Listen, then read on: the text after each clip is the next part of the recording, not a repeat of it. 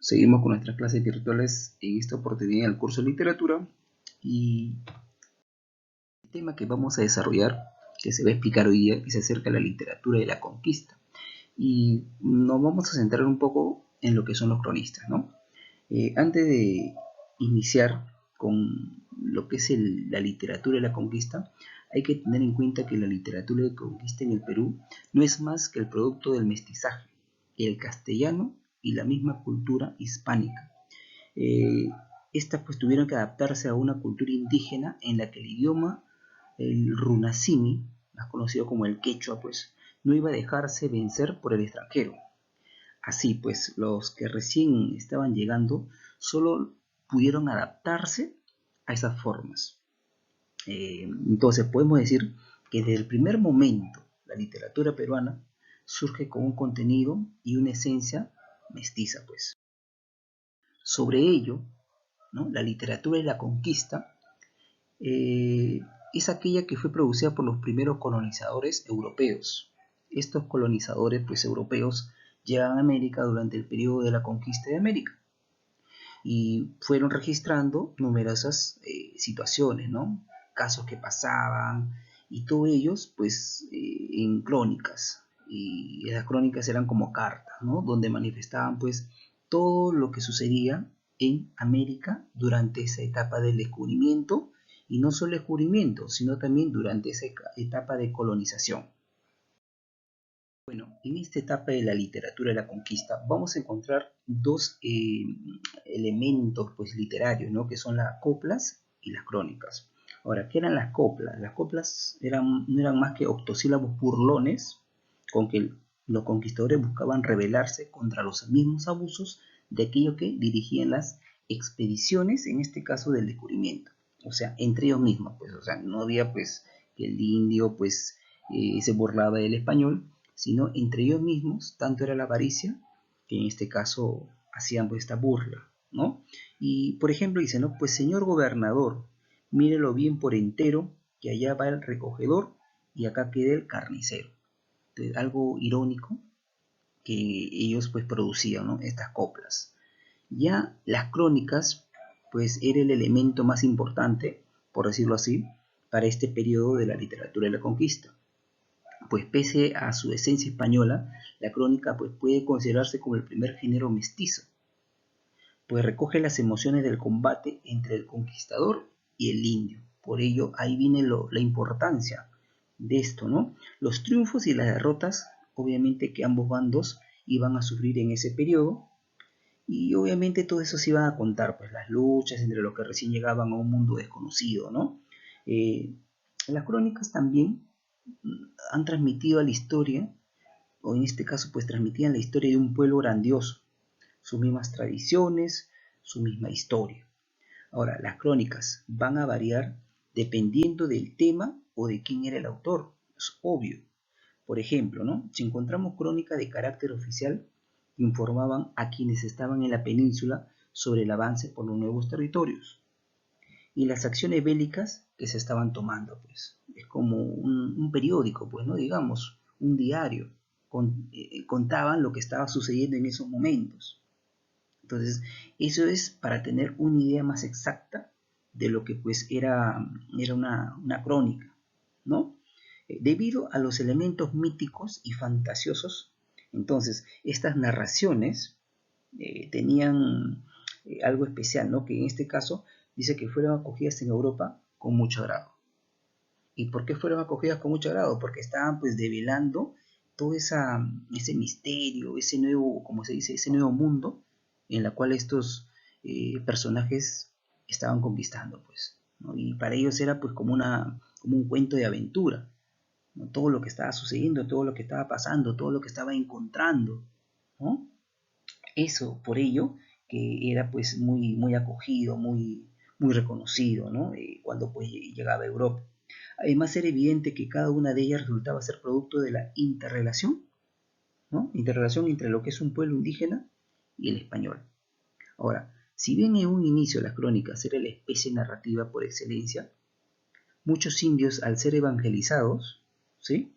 Aprendieron el idioma castellano y se unieron a la lista de narradores de esa época, de la misma pues colonia, pues hablando, ¿no? Vamos a ver ahora la clasificación de las crónicas, pero esta clasificación trae consigo obviamente a cronistas. Entonces, primero vamos a ver cronistas españoles. Los cronistas españoles se va a subdividir en pretoledanos, toledanos, posttoledanos, obviamente haciendo referencia al virrey Toledo, pues, ¿no? Entonces, primero que nada, los cronistas pretoledanos estuvieron pues a cargo de las primeras indagaciones españolas sobre las instituciones y las tradiciones de los incas. Y quienes destacan en este grupo está Pedro Ciza de León y Juan de Betanzos, con su obra Ciza de León, El señorío de los incas y Crónica del Perú, mientras Juan de Betanzos, su obra Suma y narración de los incas. Luego tenemos los cronistas toledanos, y en este grupo, ¿no?, de cronistas toledanos encontramos a Juan Polo de Ondegardo, quien escribió Tratado y Averiguación sobre los errores y supersticiones de los indios en 1568, la relación de los fundamentos acerca del notable daño de no guardar a los indios sus fueros en 1571. Entonces, analizando todas estas obras, ¿no?, especialmente este personaje, todo tenía, pues apuntaba a lo, se puede decir, a lo fantasioso, ¿no?, que pues hacían pues en ese periodo del incanato. Luego está Pedro Sarmiento de Gamboa, Historia Indica, 1572, Cristóbal de Molina, Relación de los ritos y fábulas de los incas, en 1575, José de Acosta, Historia natural y moral de las Indias. Luego viene lo que son los cronistas posttoledanos, con Miguel Cabello de Balboa, su obra Miscelánea Antártica, y esta pues trataba sobre el pasado prehispánico del Perú, ¿no? Este clérigo español fue en este caso, desarrolló, digamos, ¿no?, esa vivencia y se enfocó sobre ese pasado prehispánico de nuestro país. Luego sigue Fernando de Montesinos, con sus obras, en este caso, bueno, su obra Memorias Antiguas, Historiales y Políticas del Perú, Anuales del Perú. En esta obra, ¿no?, de lo que trataba Fernando de Montesinos, él decía que el Perú era pues un país bíblico, o sea, se anticipaba pues a los hechos, ¿no? Pensaba que todos los incas pues venían pues de alguna religión y estaba relacionado con la Biblia y toda esa cuestión. Obviamente que eso es pues algo contradictorio, ¿no?, con lo que se vivía pues, o cómo eran los incas. Eran más una mentalidad, digamos, más concreta, más real, ¿no?, a diferencia de lo que eran los jesuitas o católicos, pues en este caso. Luego sigue lo que es Martín Urúa con la historia de los incas, y en su obra, pues, ¿no?, él trata sobre el origen y la descendencia de los en este caso, de los mismos incas, pues, ¿no? Pedro Pizarro, Relación de Descubrimiento y Conquista del Perú, en 1591, Bernabé Cobo, Historia del Mundo Nuevo. Vamos a entrar a lo que es los cronistas indígenas. Tenemos primero a Felipe Guamán Poma de Ayala, con su obra Nueva Crónica y Buen Gobierno de los Incas, ¿no? Pues en esta obra no solo nos muestra el pasado incaico, sino que enjuicia y critica el presente. O sea, su intención en sí era denunciar ante a la majestad, pues no, rey de España, todas las injusticias, maltratos, crímenes que se cometían contra los indios. Ahora también hay que mencionar los dibujos que aparecen de una forma muy profusa, ¿no?, en esta obra, y que viene a constituir un relato pues, que se dice paralelo, pues, ¿no?, así a la par. Ahora, esta obra consta de dos grandes libros. El primero se llama Nueva Crónica, perdón, lo que en este caso contiene las noticias sobre el Perú, desde la era preincaica, se puede decir, hasta la colonia misma. Y el segundo se titula Buen Gobierno, pues, en donde se expone un proyecto de leyes y ordenanzas para el gobierno de los indios. Ahora, el aspecto más notable de esta crónica es el ataque así franco y atrevido ante esa tiranía pues que vivía pues la colonia, ¿no? Que se daba pues de parte de España hacia los incas pues. Entonces, eso más o menos era pues la obra Nueva Crónica y Buen Gobierno de los Incas. Perdón. Luego tenemos los cronistas mestizos, encabezados por el padre Blas Valera, ¿no? En este caso hay pocas referencias sobre este personaje jesuita en su obra Historia del Perú Antiguo. Ahora, ¿qué es lo que pasa? Que la mayor parte de sus escritos fueron quemados en un incendio en Cádiz y solo una mínima parte se salvó y fue entregada al Inca Garcilaso de la Vega, quien lo cita en numerosas oportunidades. A él se le conoce como el cronista fantasma. Luego tenemos el Inca Garcilaso de la Vega con sus comentarios reales que vamos a verlo posteriormente. Bueno, nos vamos a centrar en un personaje, digamos, para esta etapa muy importante, ¿no? En esta literatura de la conquista, que es el Inca Garcilaso de la Vega. En este caso se va a hablar primero lo que es su biografía. En este caso fue un hijo de un capitán español del mismo nombre. Ahora, y en este caso de la ñusta Chimpuauyo. Es criado en el Cusco, ¿sí? Y rodeado del ambiente incaico. Ahora parte a los 20 años hacia España para reclamar la parte que le correspondía de la herencia dejada por su padre. Hasta entonces había sido llamado Gómez Suárez de Figueroa. O sea, él para nada pues le había nombrado, se había nombrado, ¿no? Lo bien bautizado, perdón, como Garcilaso de la Vega. Posteriormente se va a hacer, pero para nada. Otro detalle, que tampoco se había casado con la ñusta, pues Chimpuogyo, ¿sí? Esos datos a tener en cuenta porque más adelante viene preguntas sobre ello, ¿no? Entonces, habíamos quedado pues en que parte de España reclamara una herencia que su padre pues le había dejado. Entonces, eh, para entonces pues él mismo se va a denominar, ¿no? Garcilaso de la Vega. Fracasa en su gestión y en este caso para sobrevivir, obviamente hablando que está en España, en 1564 se va, ¿no? Se enrola al ejército español hasta alcanzar el grado de capitán, pues. Dedicado él prácticamente a lo que es la historia y a lo que es la filosofía, luego de su retiro de esta aventura, digamos, militar, ¿no? Muere en Córdoba, pues el 23 de abril de 1616. Ahora, se dijo por mucho tiempo que el joven Garcilaso de la Vega, desheredado por su padre, se fue a España a reclamar algún beneficio por los servicios de su padre. En este caso, pues el hallazgo del testamento del padre Garcilaso, hecho en el Cusco el 3 de marzo de 1559, ha venido a demostrar la falacia, ¿no? Es una mentira, en este caso, esas acusaciones. El capitán, en este caso Garcilaso, se puede decir, dejó a su hijo 4.000 pesos para que fuese a estudiar a España. Entonces, instituyendo pues su disposición intelectual. O sea, en otras palabras, se preocupó a futuro por su hijo. Sino que a veces con el tiempo se van pues dando diversas versiones, pero está la evidencia, ¿no? En la cual pues había escrito una herencia que le corresponde una cierta cantidad para que él vaya a estudiar a España. No como en otras versiones se decía que en este caso fue a buscar la herencia de su padre. Vamos a ver esas obras que él ha producido, que produjo en este caso, ¿no? Primero va a traducir los diálogos de amor, en este caso de León el Hebreo, y pues este personaje lo había escrito en un italiano toscano. El italiano toscano es el italiano actual, ¿sí? Que se habla pues en Italia. ¿Sí? Ahora, ese italiano toscano, Garcilaso pues se puede decir lo tradujo, ¿no? al castellano actual. Entonces su primera obra no fue una producción propia, fue pues simplemente traducir un libro de un idioma a otro. Luego está lo que es la Florida del Inca.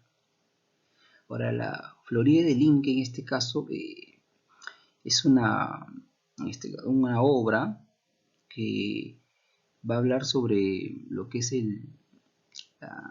la historia, digamos, ¿no? De cómo, digamos, la expedición, mejor dicho, de este personaje Hernando de Soto en la península pues, de la Florida. y es por ello que viene el nombre tan sugestivo, la Florida del Inca. O sea, toda esa travesía que le tomó Hernando de Soto, ¿sí? Esa aventura, digamos, en este caso, Garcilaso, el Inca, lo tradujo pues en una historia, ¿no? Luego viene lo que es su obra magnánima, los comentarios reales de los incas, pero ahí se hace una pausa, ¿no? Hay que tener en cuenta que la primera parte trató sobre los comentarios reales de los incas. Ya la segunda parte va a hablar sobre la historia general del Perú.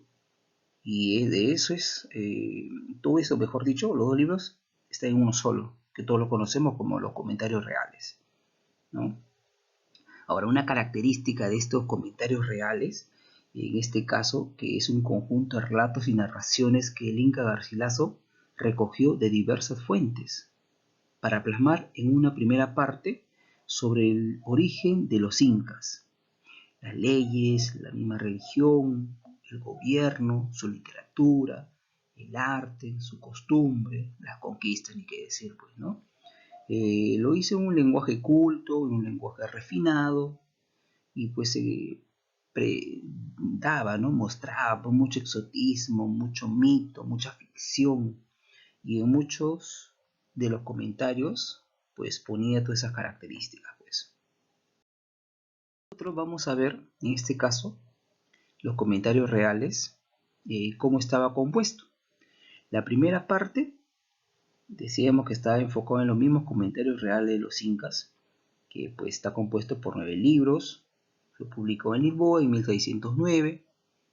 Explica el origen del imperio incaico, su literatura, su sociedad, todas sus costumbres, ¿no? Es lo que él recoge, pues. Y va en este caso a exaltar el sistema incaico, pues, ¿no? Ya. Y la segunda parte, que es netamente historia general del Perú, tiene 8 libros ya. Fue publicado pues en Córdoba en 1617 y va a narrar las relaciones que se dan en torno a las invasiones españolas y también en este caso las famosas guerras civiles. Ahora, va a justificar, dice, ¿no? La conquista, él va a justificar la conquista española con el mero hábito de servir a la corona y esperar un reconocimiento y aceptación. O sea, en otras palabras, algo interesado, ¿no? Por interés. De eso trata pues los comentarios reales, ¿sí? Bueno, jóvenes, espero se haya entendido el tema, muy cortito, muy bueno, muy interesante acerca de lo que es la literatura de la conquista, los cronistas, con sus crónicas, obviamente, su producción, que era pues narrar los sucesos, los acontecimientos, las situaciones que estaban pasando, y obviamente eso pues iba a España y los españoles, ¿no? La corte por ahí se quedaba pues admirada, nadada de todo lo que estaba sucediendo aquí, era algo nuevo, ¿no? Ver una película, un estreno, imagínate, algo similar. Entonces vamos a resolver unos cuantos ejercicios para que posteriormente tú también resuelvas, ¿no? Entonces, la primera pregunta nos dice, marca la relación correcta. Vamos a ir descartando qué alternativa es la más indicada. Por ejemplo, nos dice que Garcilaso la Vega escribió Historia del Nuevo Mundo. Ahora, Garcilaso la Vega ha escrito grandísimas obras, una vez, pues en este caso, los comentarios reales, otro ha sido el diálogo de Amor de León, el hebreo, la genealogía de García Pérez de Vargas, ¿no? Pero no escribió Historia del Nuevo Mundo. Quien escribió Historia del Nuevo Mundo, en este caso fue Bernabé Cobo. Entonces esto descartamos, ¿verdad? No es la relación correcta. Ahora nos pone en la B, Bernabé Cobo, Dioses y Hombres de Guarachirí. No, quien escribió Dioses y Hombres de Guarachirí fue Francisco de Ávila, otro cronista, y Bernabé Cobo ya sabemos que escribió Historia, en este caso, del Nuevo Mundo. Por ende también descartamos. Nos ponen aquí ahora Francisco de Ávila, quien escribió pues Dioses y Hombres de Guarachirí, y nos ponen la brevísima relación de la destrucción, en este caso de las Indias. Quien escribió eso fue Bartolomé de las Casas. También queda descartado. Y Bartolomé de las Casas no escribió la Florida del Inca. Quien escribió la Florida del Inca sabemos que fue el Inca, ¿no? Garcilaso, descartamos. Por ende, la respuesta, ¿no? Sería en este caso Blas Valera, Historia del Perú Antiguo.